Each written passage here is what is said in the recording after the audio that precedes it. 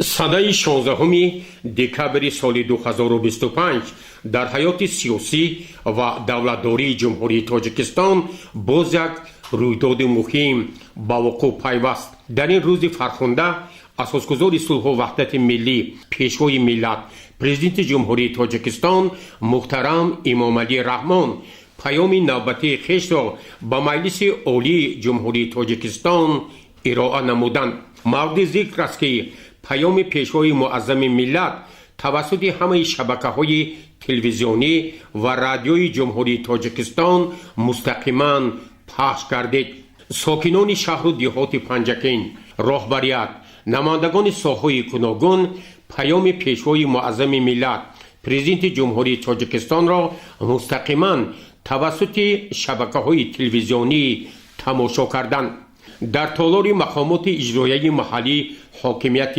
دولتی شهر پنجکین، راهبریت مقامات اجرایی محلی حاکمیت دولتی شهر پنجکین، سرداران شعبه بخش‌ها و واحدهای ساختاری مقامات اجرایی محلی حاکمیت دولتی شهر پنجکین پیام پیشوای معظم ملت پرزیدنت جمهوری تاجیکستان محترم امام علی رحمان را به مجلس عالی جمهوری تاجیکستان دست جمعانه و مستقیما تماشا کرده بار دیگر آنها احساس کردند که این پیام یک برنامه سازنده برای دولت عزیز ما به افتخار 35مین سالگرد استقلال دولتی جمهوری تاجیکستان می باشد. در پروکراتوری شهر پنجکین نیز پیام نوبتی پیشوای معظم ملت پرزیدنت جمهوری تاجیکستان محترم امام علی رحمان را به مجلس عالی جمهوری تاجیکستان کارمندان پروکراتورا دست جمعانه و مستقیما توسط تلویزیون تماشا کردند و آنها بار دیگر اظهار داشتند که واقعا این پیام ها و پیام نوبتی پیشوای معظم ملت اساساً برای بلند برداشتن پایه های دولتداری، تامین ولایت قانون و همزمان معرفت حقوقی مردم روانه شده است. زیرا محض پیشنهاد پیشوای معظم ملت پرزیدنت جمهوری تاجیکستان محترم امام علی رحمان سنه 12 دکبر سال روان از طرف مجمع سازمان ملل متحد پذیرفته شد و سال 2027 سال بین المللی معرفت حقوقی اعلان گردید. در سود شهر پنجکین نیز کارمندان این مقامات پیام پیشوای ملت را با یک توجه خاصه تماشا کردند و آنها بار دیگر احساس کردند که واقعا پیشوای ملت ما تمام جهد و تلاش های خویش را برای آبادانی کشور روانه ساخته از مقامات حفظ حقوق خاصه مقامات سود دعوت به عمل آوردند که در همه گونه حالت ولایت قانون و عدالت اجتماعی را رعایت نمایند.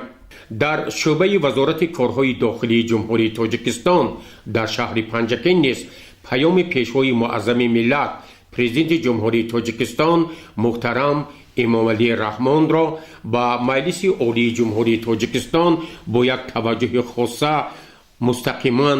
تماشا کردند. در پیام نوبتی پیشوای معظم ملت تاکید شد که باید مقامات حفظ حقوق از جمله مقامات کارهای داخلی در سمت تامین امن و ثبات جامعه، ترتیبات جمعیتی و تامین ولایت قانون، حفظ همه گونه منفعت‌های مردم تمام جهد و تلاش‌های خویش را روانه سازند. در شعبه منطقوی نظارت دولتی مالیوی و مبارزه با کورپسیون در وادی زرافشان پیام نوبتی پیشوای معظم ملت پرزیدنت جمهوری تاجیکستان با مجلس عالی کشور از طرف کارمندان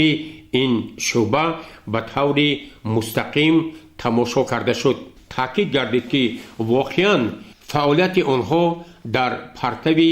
پیام سازنده پیشوای معظم ملت ادامه یافته. در زمینه پیام نوبتی که امروز سنه 16 دکبر ارائه گردید این مقامات تصمیم گرفتند که در سمت تقویت بخشیدن مبارزه بر ضد عملهای کورپسیونی از تمام امکانات‌ها ثمرناک استفاده می‌برند.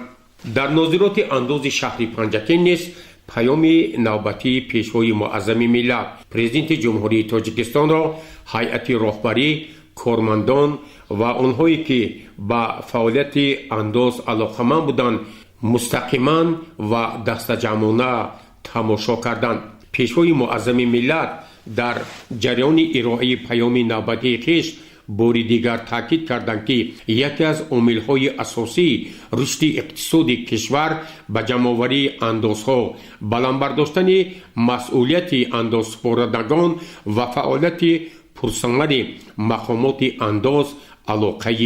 کلان دارد. در کمیته اداره زمین شهر پنجکین نیز پیام نوبتی پیشوای ملت پرزیدنت جمهوری تاجیکستان محترم امامعلی رحمان را با یک توجه خاصه تماشا کردند. در پیام باری دیگر تاکید شد که امروز استفاده عاقلانه زمین باید تحت نظارت مقامات دخدار قرار گیرد. پیشوای ملت پرزیدنت جمهوری تاجیکستان محترم امامعلی رحمان تاکید نمودند که ما برای مردم کشور دوام سالهای صاحب استقلالی بیش از 75,000 گکتار زمین‌های نزد حولگی جدا کرده همزمان برای تأسیس خواجگی‌های انفرادی و دیگر ساختارهایی که در سمت تامین امنیت عضوقواری کشور سهم دارند تمام شرایط و امکانات‌ها را فراهم آوردیم. در کارخانه دولتی فرعی خواجگی منزلی کمونالی شهر پنجکین نیز پیام پیشوای معظم ملت محترم امامعلی رحمان را مستقیما تماشا کرده آن را همچون یک برنامه مفصل رشد اقتصادی و اجتماعی تاجیکستان در سال 2026 و من بعد و استقبال سزاوار 35مین سالگرد استقلال دولتی جمهوری تاجیکستان معنیداد کردند و تاکید شد که باید در رشد و آبادانی شهرهای مملکت نقش کارخانه‌های دولتی فرعی خواجگی منزلی کمونالی باید باز هم گسترش داده شود. در مسیر دولتی خواجگی جنگلی شهر پنجکین پیام نوبتی پیشوای معظم ملت را با یک فرح و افتخار تماشا کردند. کارمندان این ساحه تاکید کردند که امروز برای جمهوری تاجیکستان یکی از بایگری‌های اساسی خواجگی جنگل می باشد و ما تصمیم گرفتیم که در پرتو دستور سپارش‌ها و پیام نوبتی پیشوای ملت پرزیدنت جمهوری تاجیکستان در سمت حفظ جنگل و زیاد نمودن جنگل‌های مملکت، حفظ عالم حیوانات و پرندگان از تمام تدبیرها ثمرناک استفاده بریم. در شهر پنجکین کمیته امنیت عضوقواری اساساً برای تامین بازار استعمالی با محصولات خوراکواری، ساحه چاروا و تامین بی‌خطری آن فعالیت می‌کند. کارمندان این ساختار نیز پیام نوبتی پیشوای معظم ملت را با یک توجه خاصه تماشا کردند و اظهار داشتند که واقعا امروز تامین امنیت عضوقواری برای مملکت و همزمان صادرات مال و محصولات اهمیت بسا کلان دارد. اهل بخش فرهنگ شهر پنجکین نیز پیام پیشوای معظم ملت پرزیدنت جمهوری تاجیکستان محترم امامعلی رحمان را به طور دستجمعانه و مستقیما توسط شبکه‌های تلویزیون تماشا کردند. پیشوای ملت در جریان ارائه پیام نوبتی خویش به ساحه فرهنگ توجه کلان ظاهر کردند. از جمله تاکید کردند که سال روان شهر باستانی پنجکین از طرف شورای جهانی هنرها همچون شهر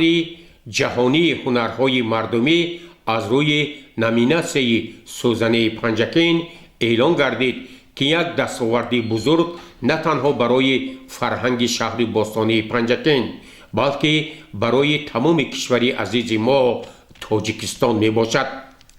کارمندان کاخی به نام استاد لایق شیرالی نیز دستجمعانه پیام نوبتی پرزیدنت جمهوری تاجیکستان محترم امامعلی رحمان را با مجلس عالی کشور تماشا کردند. در پیام خویش پیشوای ملت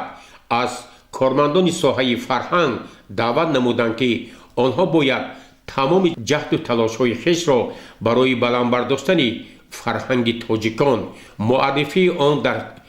عرصه جهان و استفاده مقصدناک مرکزهای فرهنگی استفاده نمایند و برای رشد این ساحه در سال 2026